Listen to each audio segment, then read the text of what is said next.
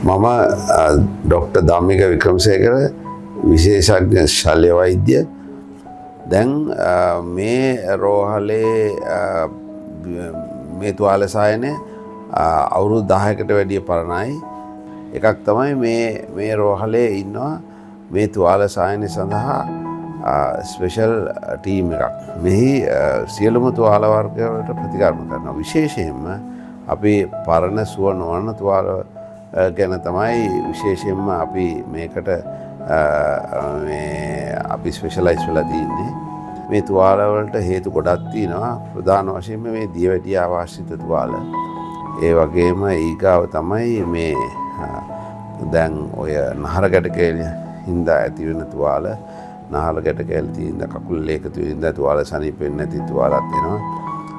ඒ වගේම තව ලොකු ප්‍රශ්නයක් තියෙනවා මේ නියුරෝපැතික් වුන්ඩ්. ඒ කියන්නේ මේ කකුලට දියවැඩියා විශේෂයෙන්ම හින්දා කකුල ස්නායු අකර්මණ්‍ය වීම නිසා මේ තුවාල හැදෙනවා. ඒ තුවාලත් සනීප වෙන්න හුඟක් කල් යනවා. මේ කියපු තුවාල වලට විශේෂ ප්‍රතිකර්මකම එක එක තුවාලේ හේතුව අනුව අවශ්‍යයි. එතකොට අපි ඉස්සෙල්ලාම මේ රෝගියාව හොඳට පරීක්ෂා කරලා බලලා මොකද්ද ආසන්නතම හේතුව කියලා අපි හොයාගන්නවා මේ තුවාලේ හැදෙන්න. ඒක තමයි නම්බර් 1. ඊගාක තමයි මේ තුවාලවල අනවශ්‍ය පටක මැරිච්ච කොටස් තියෙනවා නම් අපි ඒවා ඉවත් කරනවා. ඒවට අපේ ශල්‍යාගාරයක් තියෙනවා. ඒ කියන්නේ ප්ලේට්ලට් රිච් ප්ලාස්මා කියන තමන්ගේම ලේ අරන් කොටසක් වෙන් කරලා තුවාලයට දානවා. ඒකේ විශේෂ සංඝට මගින් තුවාලය ඉක්මනට සනීප වෙනවා. ඒ වගේම ප්ලේට්ලට් රිච් ෆයිබ්‍රින් PRF කියලා තලුත් ප්‍රතිකර්මයක් තියෙනවා.